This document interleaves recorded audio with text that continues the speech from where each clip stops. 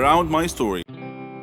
I am Brenda's child, or at least I was, because my grandmother had died and my mother at some point in her life felt that drugs would be beneficial to her. I was put into foster care at the age of 2 and adopted at the age of 7. I have no real memory of Brenda, just her name and the last time I saw her. I was 7, and I had gone to a foster care agency for a visit. She brought me some strawberry candy. I remember my adoptive mother telling me to say thank you, and I did. Then Brenda got up and told me she would see me again. I went back to the agency a month later for a visit, and she never showed up. My mother was gone, and I was no longer her child. I was fully aware of being adopted because my adoptive parents, who I've lived with for the past 4 years, asked me how I would feel being their child, and I said I had no problem with it.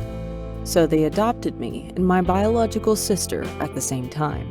I can remember that when I got adopted, I was happy, but at the same time sad. I was happy because I had a family, a nice warm bed to sleep in every night, plenty of food to eat, and a place to run around. I was sad because I never got to say goodbye to Brenda, and the last time I saw her, I didn't take in what she looked like. I was sad because she never showed up to me again. She had lied when she said that she would. I'm not sure why I never saw Brenda again, but for years I looked at myself as an intrusion. I figured she didn't want to see me anymore because I needed things and that would get in the way of her buying her drugs. When I went to sleep, I'd have dreams that Brenda had been looking for me and found me. I'd have dreams that she would recognize me and come up to me and say, "It's me, your mother." But I never talked about these things. I guess I just didn't see the point. It wouldn't have changed the feeling of loneliness that she had left behind. My adoptive parents didn't make it that easy for me to talk either. It wasn't that they weren't good to me. They took me on road trips, they took me to and great adventures, and they got my hair done every 2 weeks. They gave me a stable home, something I probably would have never had if I had been in foster care or still lived with Brenda. But my adoptive mother jumped to conclusions when I would try to tell her little things about boys or school or anything that happened in my life. She always assumed I was getting in some kind of trouble. So there wasn't any way I would have told her about my most painful private thoughts, even if I had thought of telling her.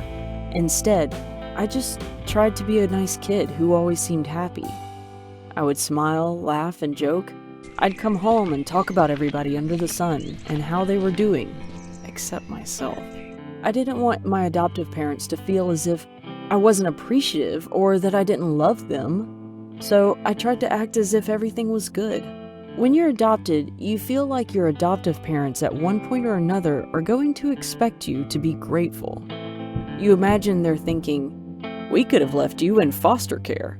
And I was grateful, but there was still a part of me that was angry at having to be grateful for just being their child.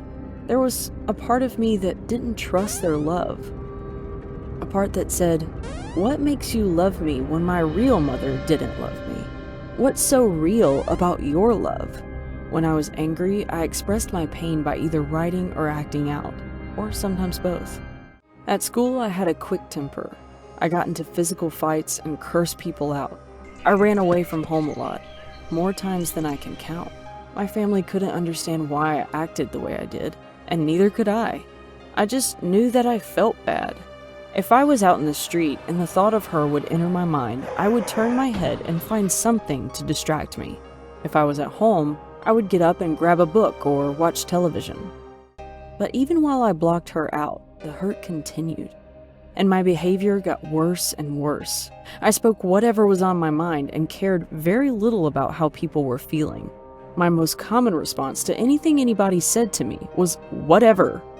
I was rude, rebellious, and the smallest things ticked me off.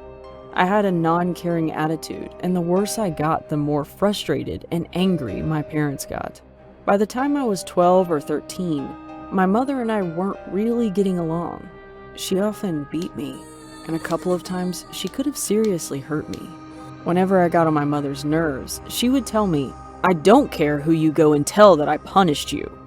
If they want you, they could have you because I am tired of you." Or she'd say, I never had this problem with my sons. Why couldn't you be like them? I felt like my mother didn't want me, even though she had adopted me.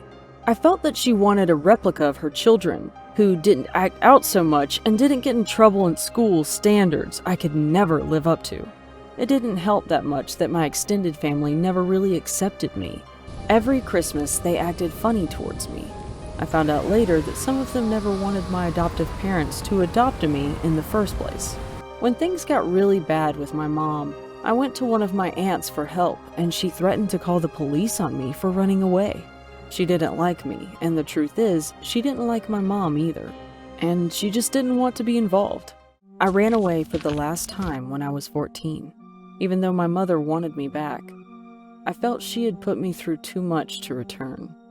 I rejected the only family I had had for the last 10 years, a family I had come to feel didn't want me, but just put up with me, even though my mother wanted me back.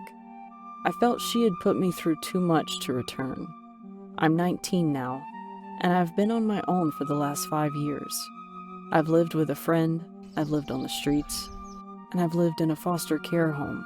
I've grown a lot, but I haven't really come to terms with my feelings about being given up or about being adopted. I have friends and other people who support me now, so to a large extent the feelings of loneliness have disappeared, but my anger has not.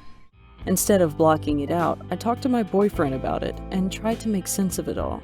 Maybe one day I will forgive and forget, but right now I feel like the only true family I will ever have is the one that I will one day start. I do have some contact with my adoptive mother. Sometimes I talk to her when I call my sister, who still lives with them. My mother wrote me a letter apologizing for the past, and she has even asked if she could come to my college graduation. I'm thinking about it, but I'm not sure I can forgive her yet for all the things she said and did to me that really hurt. I don't think I will ever forgive my extended adoptive family. They weren't there for me and my mother when we were having troubles. They didn't stick by me. They made me feel like they never wanted me. To this day, I carry around with me this feeling of not belonging, and this feeling of wanting to belong. When I was younger, I was able to block the memory of Brenda out of my mind, but now it's not so easy. I look into the mirror and I want to know who I look like. If the children I intend to have one day ask, "Mommy, what was she like, your real mother?" I want to be able to answer that, or I'd like my kids to be able to ask her for themselves. It seems like the chance of finding her are as slim as the skin peeled off an apple, so I gave up on that. I realize I may never find her. I'll have to accept that. Still, I want to find her, and the thought of her comes into my mind often. I am angry at her. I am angry because she lied to me, and I am angry because she left me. But I still believe that even if I found out that Brenda was not alive or even in jail, it would bring a sense of closure. It would fill up that empty space in my heart. Do you guys think I should keep looking for her? Or is it too late?